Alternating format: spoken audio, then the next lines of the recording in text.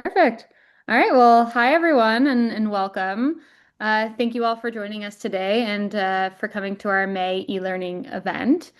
We've been running a series called Community Conversations that center community and lived experiences in community-based research. And we're really excited to have Dr. Rij Al-Hamad, Mr. Jalal Nazuri, and Dr. Katerina Matursky here with us today to talk about centering community in homestay hosting and supporting displaced Ukrainian women in Toronto. As we get started, I would like to, welcome everyone again and respectfully acknowledge that the Community-Based Research Canada Secretariat is located um, on the unceded land promised to the Six Nations of the Grand River in the Haldimand Treaty of 1784 and on the traditional territory of the Anaiwanne or neutral people, the Anishinaabe and Haudenosaunee peoples. It's important for us as at CBR Canada to recognize this because, we acknowledge that there are many different forms of knowledge and many different ways of knowing. And it's important for us to consider, that when we're doing research. So CBR Canada stands with First Nations, Métis, and Inuit communities and is committed to embracing Indigenous knowledge systems and Indigenous-led research to advance justice and reconciliation. And for anyone that may be new to Community-Based Research Canada, maybe this is your first event with us, and if it is, welcome. But to give a brief overview of who we are, we're a membership-based organization whose mission is to, facilitate connections, bridge capacities, and ultimately promote excellence in community-based research to drive positive social change. We are a national support network and nonprofit organization of about 70 universities, colleges, community organizations, research institutes, and over 120 individual members as well. And as part of our programs that we provide to our members, we host events like today's e-learning event, as well as our monthly community of practices and other programs as such. And for anyone who's interested in exploring this further, I'll put a link in the chat to our website where you can, find all of the information about any of our upcoming events for all of our members. But for now, I'll pass things over to our amazing presenters today. Like I said, we have Dr. Arij Al-Hamad, Mr. Jalal Nazuri, and Dr. Katerina Matursky. So I'll pass it over to all of you now. Well, good afternoon, everyone. My name is Dr. Arij Al-Hamad. I'm assistant professor at Daphne Cockwell School of Nursing at Toronto Metropolitan University. I am also a board of director member at CBR Canada, and I'm excited here to be with my colleagues to present and share our recently funded SHARE project around the experiences of displaced Ukrainian women with the homestay hosting in Canada. So we'll leave it to Dr. Matursky to introduce herself. Yeah, thank you so much. My name is Dr. Katerina Matursky. I'm an associate professor, and on the slide it says interim associate director of the collaborative nursing degree program, but that's so Friday. Starting this Tuesday, I transitioned to being an interim director of the occupational and public health program here at TMU. So I still remain a faculty member in nursing, but have been seconded into this role for about a little over a year.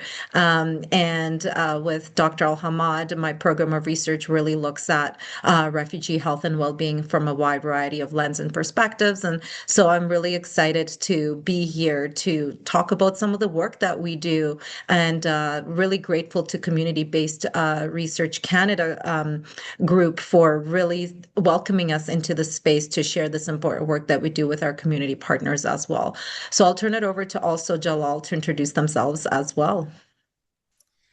Thank you, Dr. Katrina. I am Jalal Nazari, and I work as a settlement worker at Romero House. Romero House is a transitional housing and settlement agency in West Toronto. So we work mostly with refugee claimants from different countries, but mostly with people who are newly arrived in Toronto. Thank you.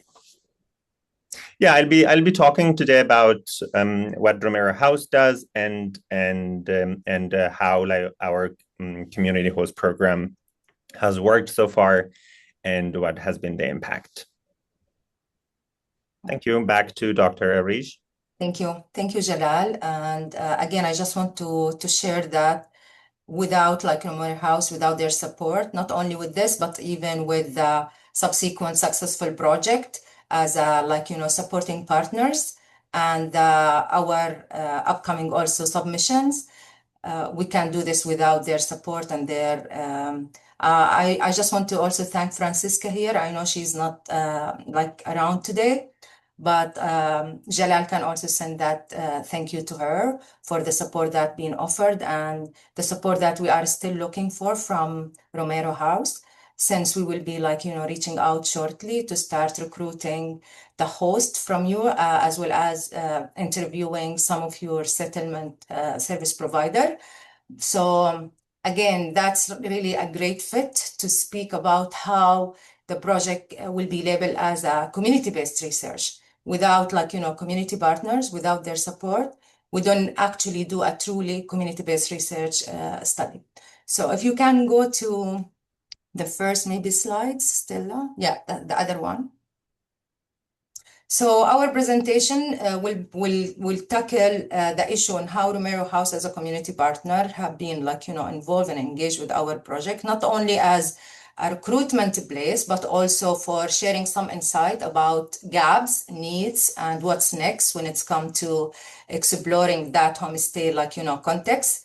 And then the project came actually from our engagement with refugee and claimant, asylum refugee and claimant here for the last 10 years, where housings was one of the common issues, especially here in Toronto, with the inflation in housing, rental prices and food, and then with the recent, waves of, coming displaced Ukrainian women.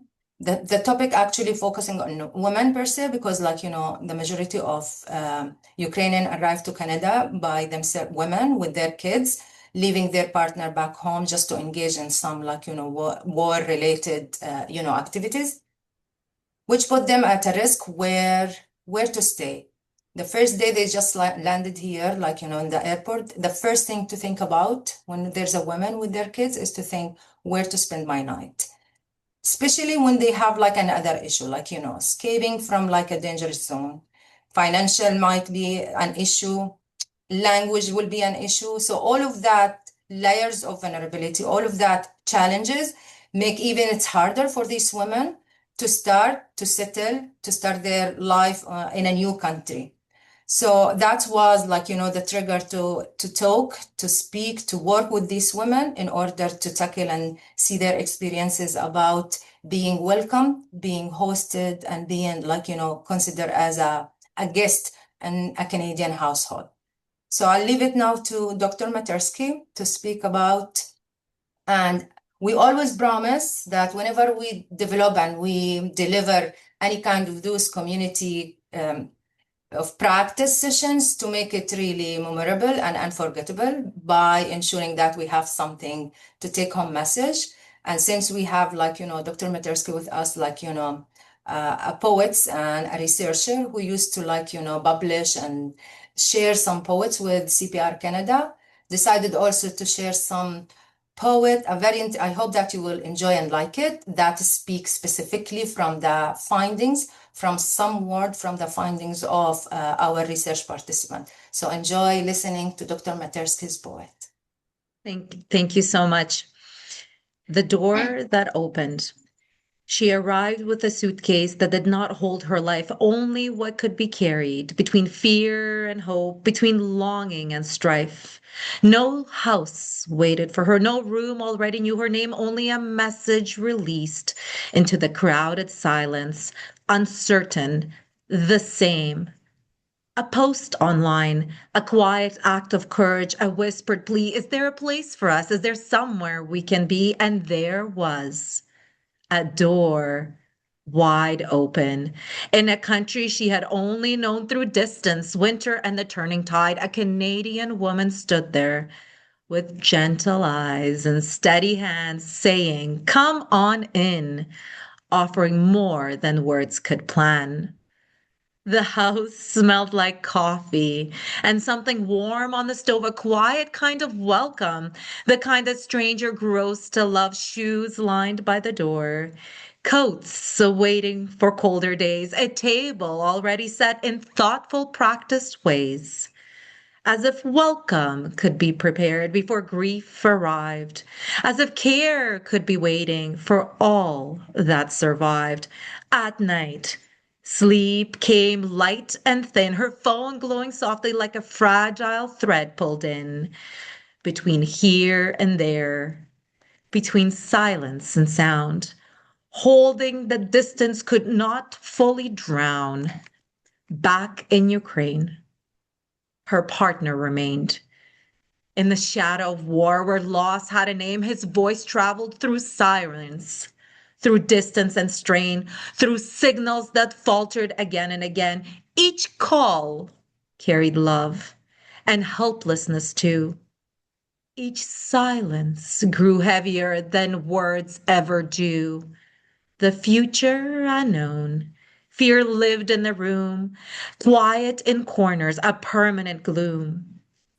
She worried in darkness about papers, about time, about whether safety could ever feel like more than a line. When someone she loved was still wrapped in danger's thread, how could peace settle in the space where she slept? And yet morning kept coming, soft light through the pane, a rhythm insisting on life after pain. The woman who opened her home opened pathways as well, through forms and through systems, through things hard to tell, through language and paperwork, through what must be done, through mountains made daily from tasks one by one. English came slowly, word by word, line by line, through patience that lingered, through borrowed time, through effort, repetition, through being allowed to learn without rushing, to speak not too loud.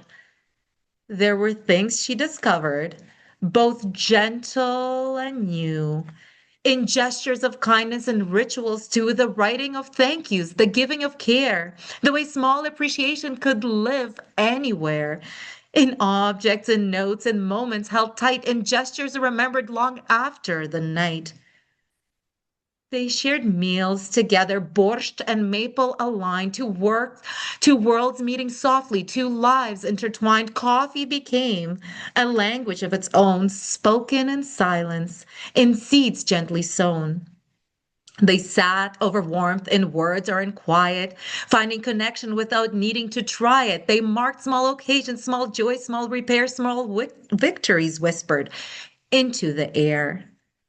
And the children, they learned as children do without hesitation, without needing to choose. They traded their games, borrowed words, shared a sound, laughed at mispronunciations that tumbled around. One carried a phrase home, the other a song, their friendship moving where no past belonged. Ahead of all grammar, ahead of all pain, ahead of the weight they could not yet name, but gratitude wasn't the whole of her truth. It lived beside longing, beside something uncaught. Inside her remained a quiet, unspoken plea to say without fear, this is too much for me. I am not okay. I need space. I need air. I am grateful but overwhelmed. A heart split in care. Because even in safety, there lingered the ache. Even in welcome, something could break. Even in kindness, even in grace, there were nights she could not find rest in that place. Still, the door had opened wide, not only to shelter, but something inside. A shared humanity, patient and true, in coffee and paperwork and what people do, in laughter of children and effort and grace, in fragile beginning of building a place. Between war and welcome, between worry and grace, she learned that a home is more than a place. It can be temporary and still deeply real. a place where the heart began slowly to feel. And though part of her remained turned away toward Ukraine, toward love that had not yet found its way, another part gently began to restore, to breathe in a life and had not known before. A place made of kindness, of room, of repair, of courage that lives in the act of I care, not only of walls, of what one can afford, but of space and of grace and an open door. Thank you so much. Thank you so much, Dr. Matersky. I always enjoy, the poems that you always deliver, and it's really, really interesting to hear. Thank you so much. So we can go to the other slides. So again, that's a good transition, and I hope you enjoy the poem that specifically speak around the common theme that those women came, the issue of welcoming, the issue of open door when there is no way to find a space. And that, house, like homestay, we know about settlement agency or some sort of organization, but to be a citizen, to be having a spare room or extra room in your basement, and then to say welcome to someone that you never know, to someone that from a different culture background, to someone that this is the first time to meet. It's something not easy, but it happened. And it was like some sort of lesson learned on what went well and what thing that should be done. Definitely, Mr. Gerald will share their experiences around the logistics of all that issues between hosting and welcoming. But the women that we have interviewed basically and passively rely on the social media. It was not structured. It just rely on a simple post, as Dr. Matersky addressed in the poem, on saying, is there a place for me? And that online post opened like a venue of that shared humanity, where some people, some Canadian household, offering their support, become generous, and they say, come in. And they open their doors to receive those women and to start offering any kind of support is a huge support. Imagine like a newly arrival who came here, they don't know about the country, they don't know about the paperwork, they don't know where to start, but there is like a generous, a warm, a welcoming host from those hosting country to say, welcome to my home. That welcoming is never been an issue, it's only to have a roof on the top of their head. The welcoming atmosphere go beyond that roof to start even assess and facilitate their settlement. They start doing their paperwork here from where you can buy your grocery shop. We can share meal together. We cook together. We share they can speak together. And many of women, they share this moment of gratefulness. They share the moment that how they are being grateful of the generosity that's being offered by the host. And at the same time, they say, welcome, but they still want that small space. They're still struggling and striving for their own privacy. They would still love to have a space for themselves where they cry without even justification for someone else why I'm sad, why I'm not okay today. So those elements, those issues was some of the pressing issues that came across the narrative from displaced Ukrainian women. But again, we will leave the room now to hear from the other party. We are a researcher. We spoke with people with lived experiences.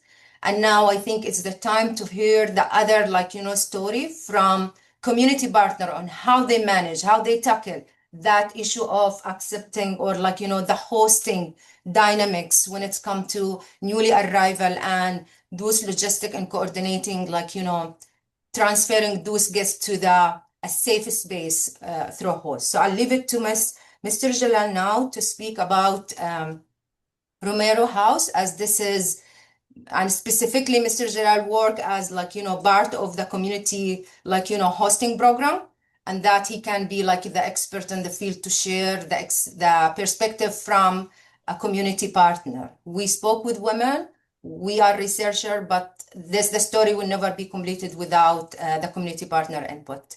So it's turn to you, Mr. Jalal. Thank you, Dr. Arij.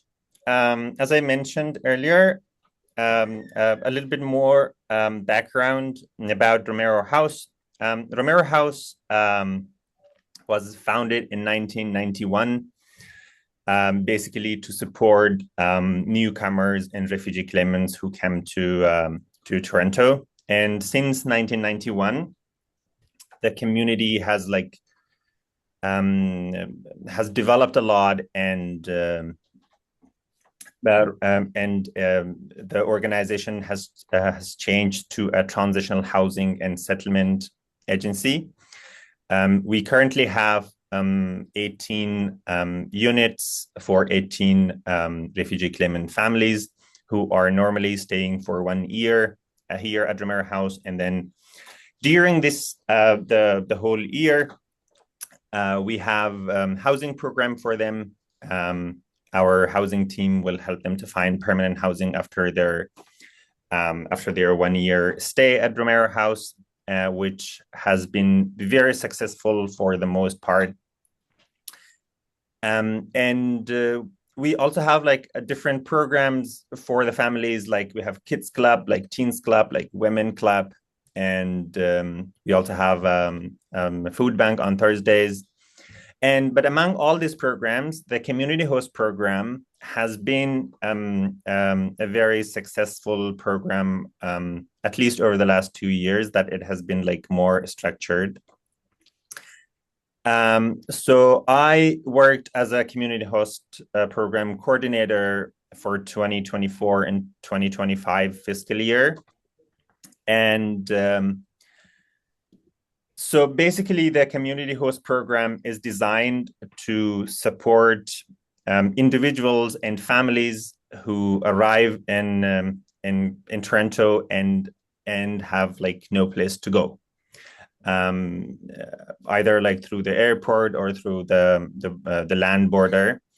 They have our address at the airport and at the the land border, and when 2 years ago, when there were still so many people crossing the borders, or people who were already in Canada and had lost their social allowance, or had no other place to go, they would come to us, and we have a list of volunteers who are very generous with their time and their space to support those individuals and families. Our community host program was created in 2016, but it was very informal and unstructured for so many years. But since 2024, we made it more structured, and we tried to be to hire or to recruit basically more hosts, so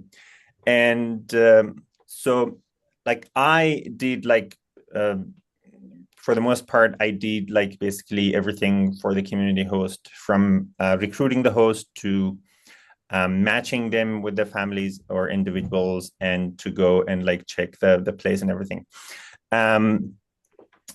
So I'll talk a little bit about how the logistic parts of community host works, and then we'll go to the impact into some statistics. So basically, if anyone is interested to be a host, a volunteer host, they can go to our website and fill out the application form. Once we receive the application form, we'll review it, and we will ask for 2 personal references for their vulnerable sector check. And then we'll meet them in person and interview them. And then we have a training for them, how to be a host, or how to host a refugee claimant family, and how to set boundaries, how to respect each other's privacy. And then we go and do a site visit to make sure that the place looks okay, the fire alarms, the smoke alarms, and everything works. And there have been like cases that we couldn't approve volunteers because we didn't find their place like appropriate for the refugee claimants. However, they were very generous and willing to be part of the program, and some of them like even like did like a whole renovation to be a part of the program. And so basically, our community host program is designed to work based on the host's availability, and it's very flexible.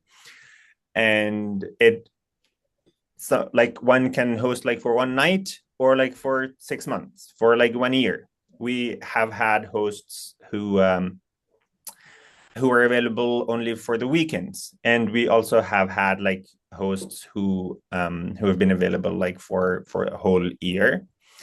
And so for us at Romero House, the providing a space or like a roof is not the only important thing. For us, like to respect the dignity of the refugee claimants, to make sure that they are respected and their privacy is respected, and to make sure that they feel at home, to make sure that they connect to the host and to the community on a human level. These are very like important aspects of our program. And since I don't have the stats for the whole like is like 10-12 years, but like since 2024, I have like a more updated stats here in front of me. I think this one is not like, it's only for 24 and 25, but I have like more updated stats for 24 to 26, like the 2 fiscal years.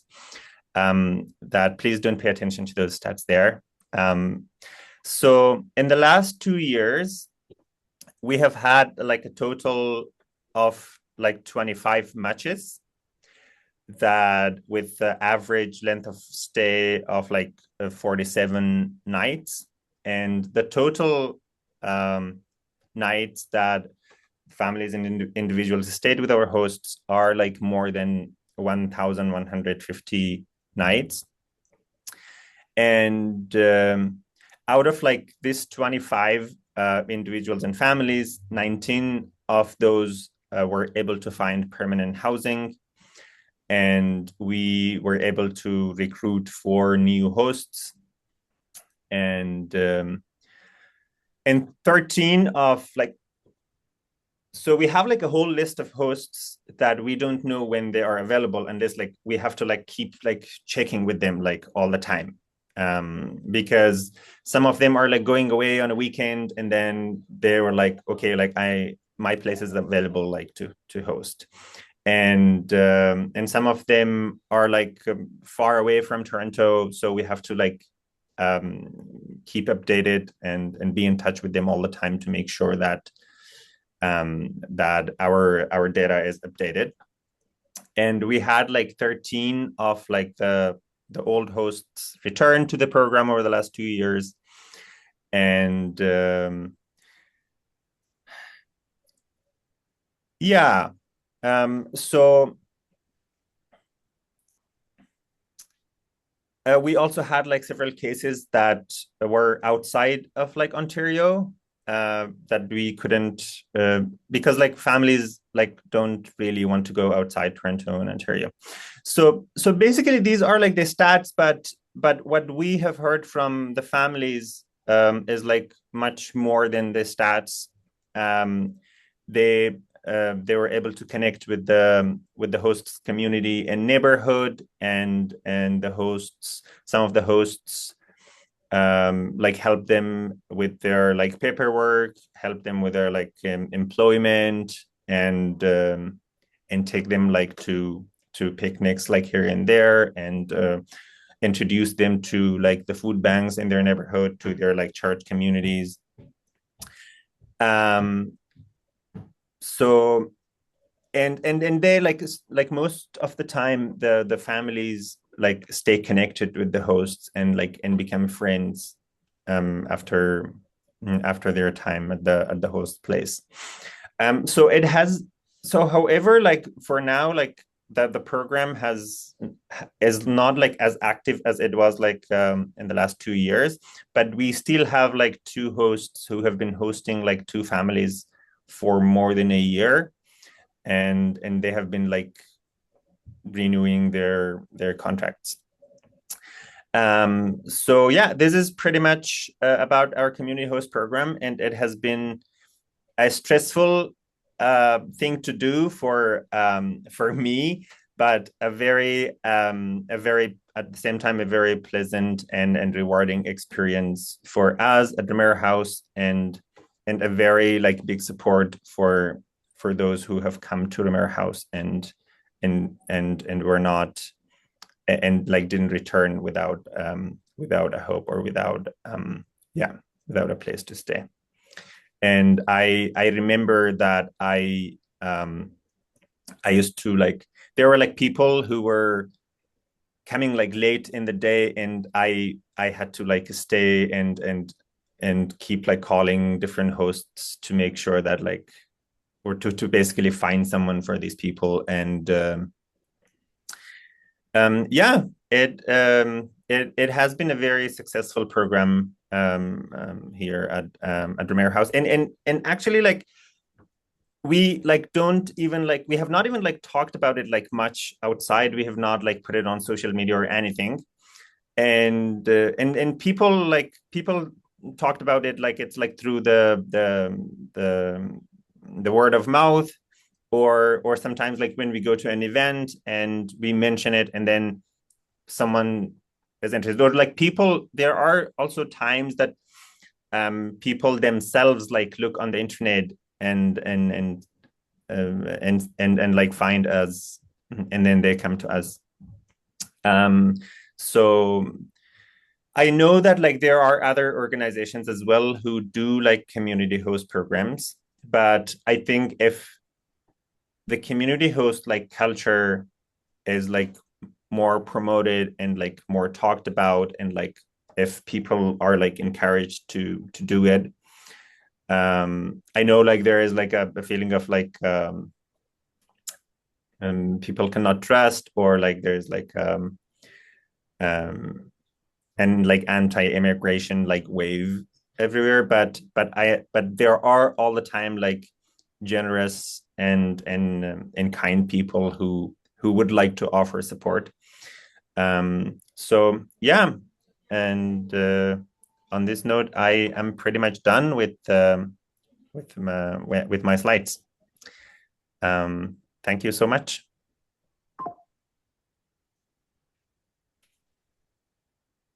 Yeah.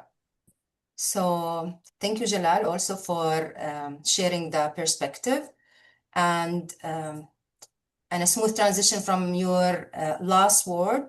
We get successful to get another grant now to hear the story from the other perspective. So we have explored the experience by people with lived experience, by Ukrainian displaced, like, women. And now we will be looking now to hear the story from those hosts, that like the one who hosts those, like, refugees, as well as the service provider who being like, engaged and involved on offering or supporting that hosting like, support. So to share some aspect about the project, it's a photo voice project, art-based research with 18 displaced Ukrainian women. We've been interviewed like virtually, and they've been asked to share some photographs and pictures on how to speak, or like, picturing their hosting experiences with their host. And women share many powerful, like, pictures and images, and then we engage with them with like virtual interviews to speak about their experiences and the shared images.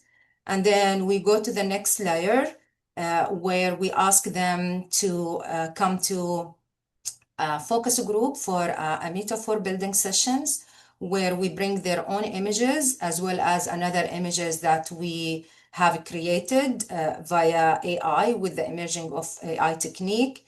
And then we conduct that focus group where women develop some metaphors. That's the one you can see it here on the screen, including a cardboard house to represent the small house, the hosting experiences by the Canadian host. Some of them, they make some photo collage. Some of them, like we're gonna speak about the developed metaphor shortly.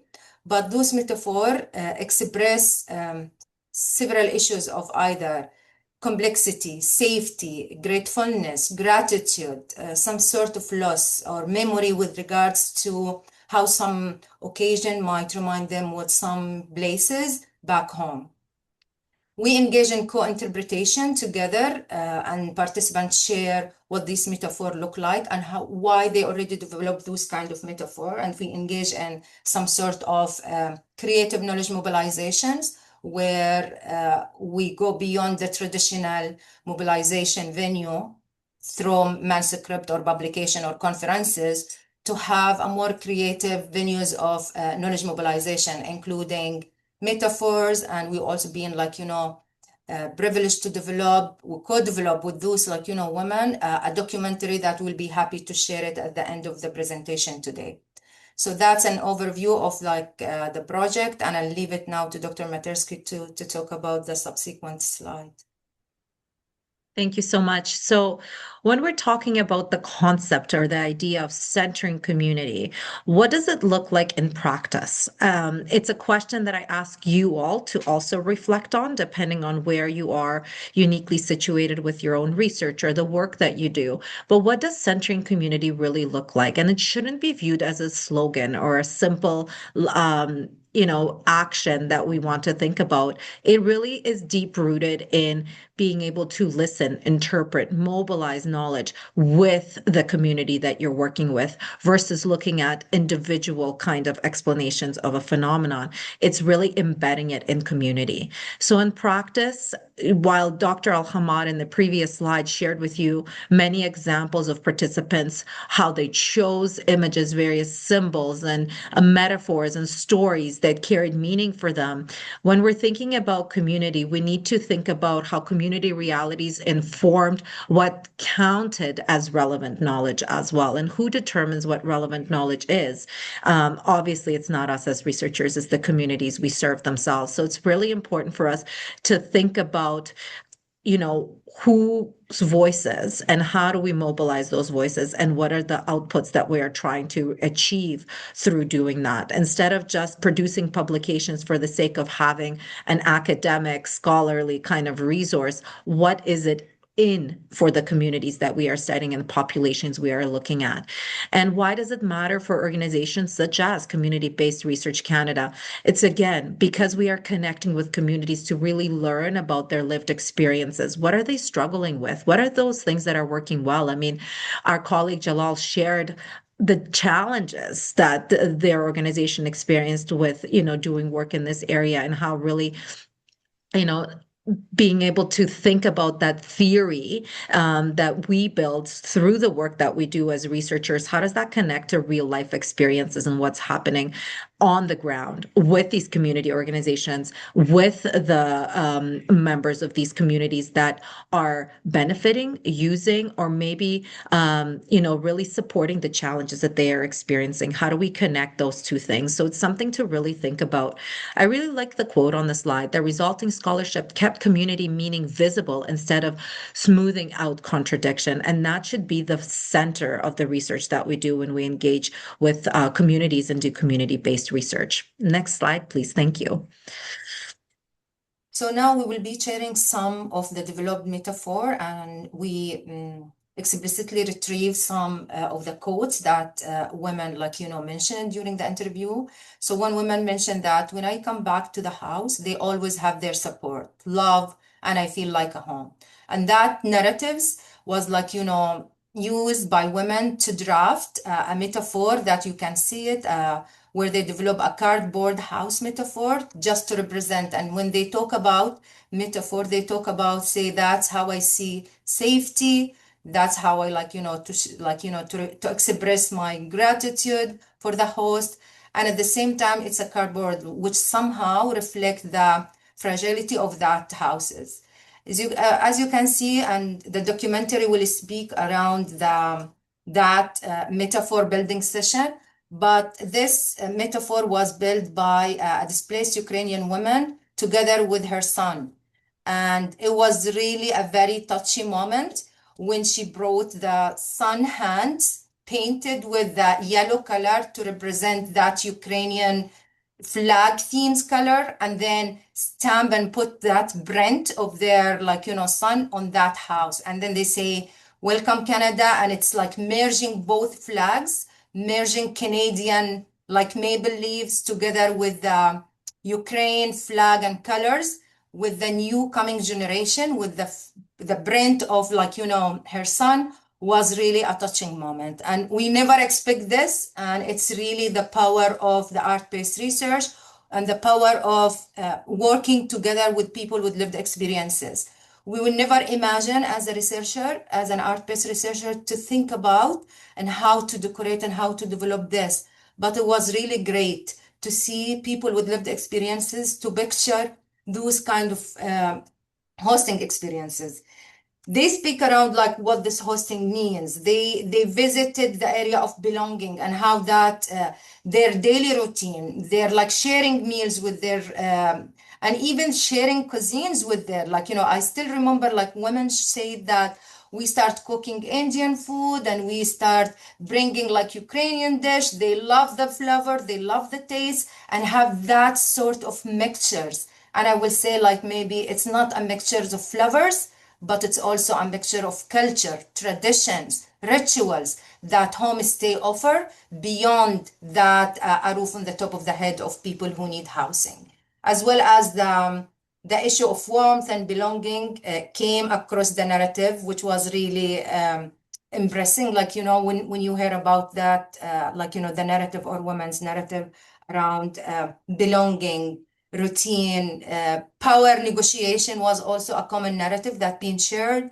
where they need a space and sometimes they should not be treated as a given for granted space, that they need to provide something in behalf, while they offering a roof, they should do something offering a support, help, cleaning the kitchen, or maybe even practicing as a babysitters for the host, children. So that's the first metaphor. I think we can go to the next slide to see the other type of metaphors that have been built. And I will leave it to Dr. Matersky to talk about those two different metaphors. Yeah, thank you so much. So what else did we learn from women's stories? Women were not passive recipients of help, and through the poem even that we shared, using their own lived experience, their stories that they shared, their words, they adapted, interpreted, contributed, actively remade what that concept of home that we know means to them, what it could mean within a shared space. So when you are engaging in the shared household, what does that look like? What is that element of coexistence like when you are, 1 foot back home, 1 foot here? You don't know what tomorrow looks like and what home will modify or adapt to in the future. So there were definitely lots of examples of learning the various household routines and the boundaries. What are those boundaries like? What is my host going to be okay with? Do I overstep? Do I cook? Do I clean? Do I contribute to half of the housework? What does that look like? So that constant negotiation. And when do I help? What does participation look like? Do I infiltrate into their everyday routine and the way they function within their home? Or do I take a step back? And what does that mean for me and the family that I'm here with? How do I display gratitude for this? But also, how do I look at and explore the feelings that I have of being homesick, etc. So I'm grateful I'm here. I'm grateful for the support, but I really want to be home. So how do I demonstrate that without, again, not being grateful for the opportunity that I have? And so adaptation, the way that we're talking about it is relational. It's really connected to learning this new context, remaking the concept of home, but also thinking about what is that everyday exchange routines, what is that emotional labor that I need to put in. So you'll see some of those mementos, or actually all of those mementos, on the pictures here that women tried to portray through their experiences and that coexistence piece that they were really trying to live through every day being hosted. Next slide, please. So in a continuation, those are another like developed metaphor where some of them they mentioned like, that they have, this is the support system, this is their daily routine, this is how like, hosting will look like. And many of the women narratives speak around like they are hoping and they are looking for a specific hosting program that could be have some sort of organization between like community partners and the hosts, which I think apparently Romero House, Matthew House, Happy Pad, they are currently like, striving and working to like make those experiences really more organized and safe.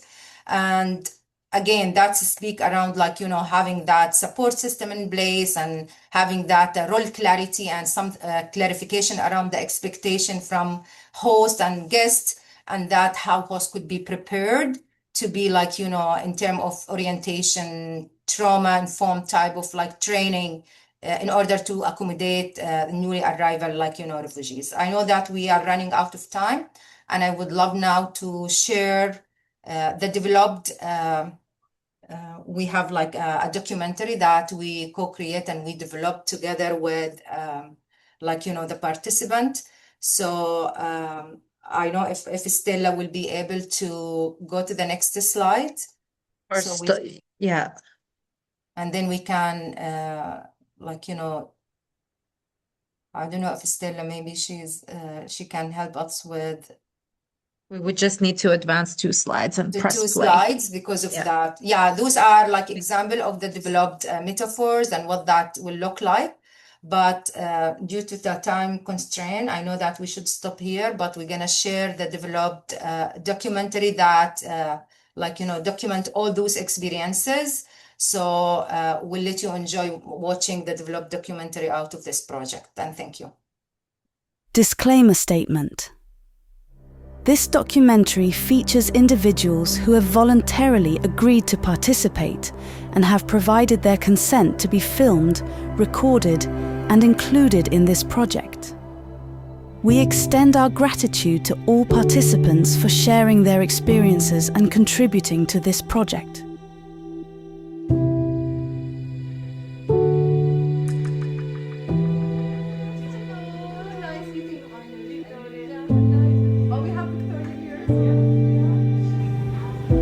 In the heart of diverse societies, the stories of immigrant and refugee women resonate with a unique tenacity. As an art-based researcher who has dedicated a decade to working alongside various refugee groups, including those from Syria, Afghanistan, and Ukraine, I strive to discover innovative and empowering methods that amplify the voices of refugee women. Their stories hold the power to transform perspective, social changes, and foster deeper understanding. Many Ukrainian refugees have been hosted in the homes of Canadian families, but this hosting model, as generous as it is, brings with it a complexity that requires further exploration. Through the lens of Photo Voice, our study aims to explore Ukrainian refugee women's experiences with Canadian hosts in Toronto, investigate the opportunities and challenges of having Canadian hosts as perceived by Ukrainian refugee women, and identifying potential changes to the Canadian refugee hosting model based on the experiences and perspective of Ukrainian refugee women. This research draws from feminist standpoint theory and some aspect of a research creation approach to amplify Ukrainian refugee women's voices and co-create knowledge from their experiences. Data collection included 18 individual photo elicitation interviews over Zoom with each participant, where they talked about their shared and selected photos that depict their hosting experiences.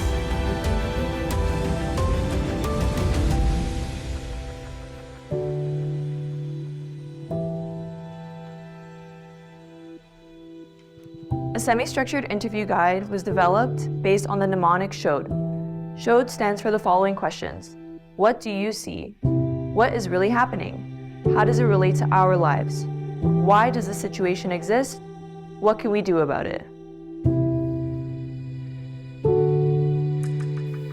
We engaged in extensive coding using Navivo software for data analysis that included both visual data from the participants' photos and narrative data from the interviews, based on both participants' and researchers' perspectives, to ensure that the final analysis is a credible visual and narrative explanation of the phenomenon. The final codes from the data analysis were used to generate icons through AI to represent the refugee women's experience with hosting. Next, a focus group discussion with the participants was held to co-create a photo collage, photo illustrations, and metaphors to enhance the analysis and interpretations of the photo voice data and provide a more nuanced and comprehensive view of the refugees' experiences. Мене звуть Вікторія Риверук, я приїхала з Києва і дуже вдячна доктора Річ за те, що вона запропонувала прийняти участь у цьому проєкті та висловити свої думки та хвилювання з приводу хостінга, з яким нам довелося тут зустрітись. Ми бажаємо, щоб цей проєкт, ці дослідження привели до тієї мети, яку вона собі поставила, і допомогла у майбутньому іншим жінкам. Це не просто дослідження, це якесь дружне середовище, яке я б усім жінкам нашим радила таке проходити, бо це дуже відволікає наш мізок від troubles, від думання тільки про проблеми. Дуже дружня обстановка. Це щось нове, і я бажаю всього найкращого, що це приведе до якихось результатів. Results. Host-guest dynamics in shared spaces. Building trust, respect and conflict resolution. Shared responsibilities and roles. Adaptation through coexistence. Cultural exchange and understanding. Adjusting to new norms and lifestyles. Refining the path of refugees' hospitality. Host training and preparedness. Family hosting policy, regulations and practice improvements. This photo voice exploration sheds light on the complex and multifaceted nature of refugee hosting experiences, offering valuable insights for fostering positive interaction and support between Ukrainian refugees and Canadian hosts in Toronto, Canada. This documentary has been made possible through the generous funding provided by the Social Sciences and Humanities Research Council.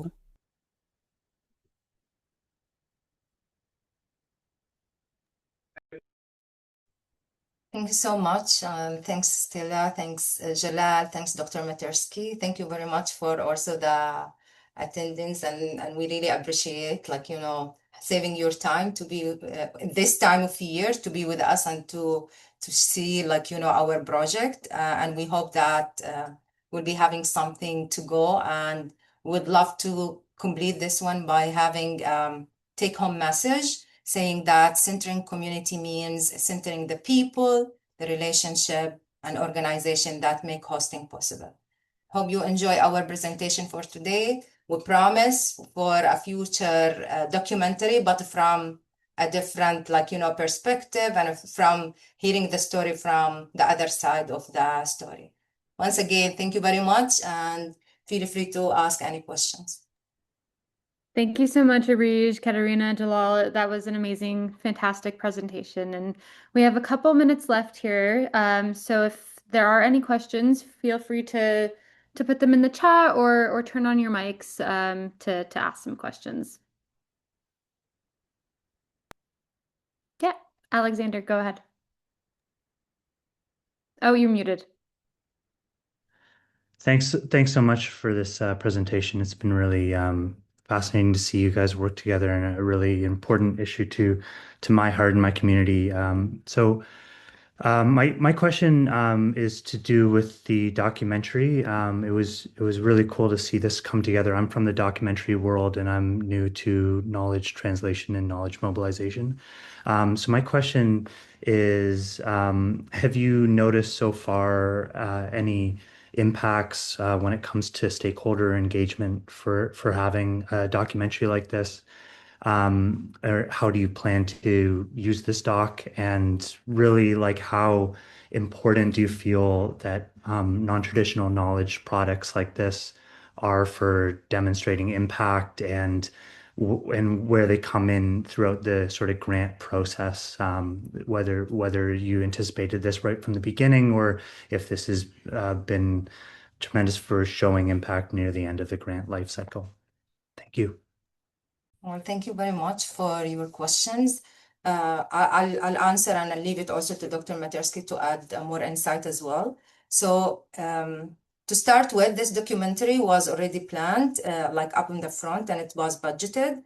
And when it's come to impact, let me tell you that we've been using this documentary in several occasions and several community forums where receive a positive like feedback around how traditional research findings can be really like transformed from a manuscript style to a way or a venue that could actually and realistically amplify the voices of people with lived experiences.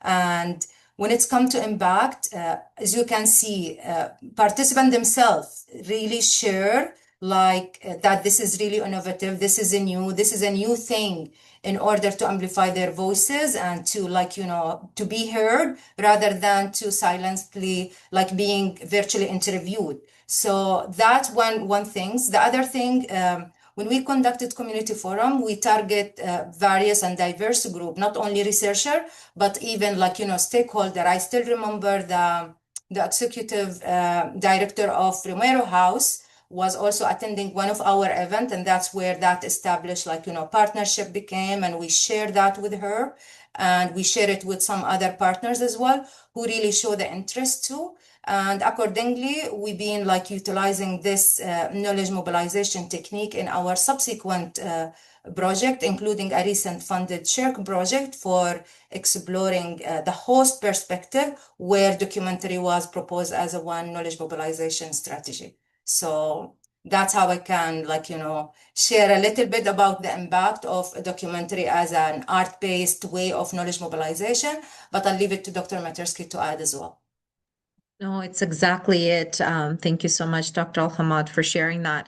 It's providing an opportunity for the voices to actually come through. It's not that manuscripts don't or other ways of research dissemination don't, but this is directly from them in terms of their lived experience and what they are feeling in their language, in their tone of voice, and their body language. Participants actually came to Dr. Al-Hamad and I after the event, touched our hand. It's common in Ukraine to kind of touch without permission, touched our hand and said, this is the first time and probably the only time somebody sat down and wanted to hear my perspective. Thank you.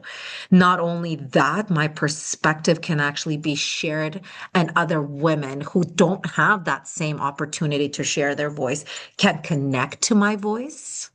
Wow. So I just want to echo that. Same thing with poetry. When we perform poetry at scientific events, people get so uncomfortable. When I start my poem, they're like, where is she going with this? That's their lived experience, their story, the emotion. We take their words and we put it in poetry for people to connect. And at the end, people come up to us and say, wow, yes, we could have sat through a traditional research presentation. That would have given us the information we need, but we felt like we understood the lived experience. And so when you're working with communities, the goal is to understand that lived experience, to be able to truly see the impact of the policies, the research, the practice, the education that you're suggesting, how that connects and really supports, uplifts the communities you're working with, right? So thank you for that important question. Really important. Thank you, everyone. Unfortunately, we're out of time, but I know Arij and Katerina are very active with CPR Canada, and would be open to answering any of your questions if you email us, and we can hopefully answer those for you. But again, thank you so much to our presenters, Jalal, Katerina, Arij. It was a fantastic opportunity to hear so much about all the work and the project that's being done. And yeah, we thank you all for coming here today as well. We hope to see you at our next e-learning on June 11th. So have a great rest of your day. Thank you all. Thank you. Thank Take care, you. everybody. Thank you. Bye. Bye-bye.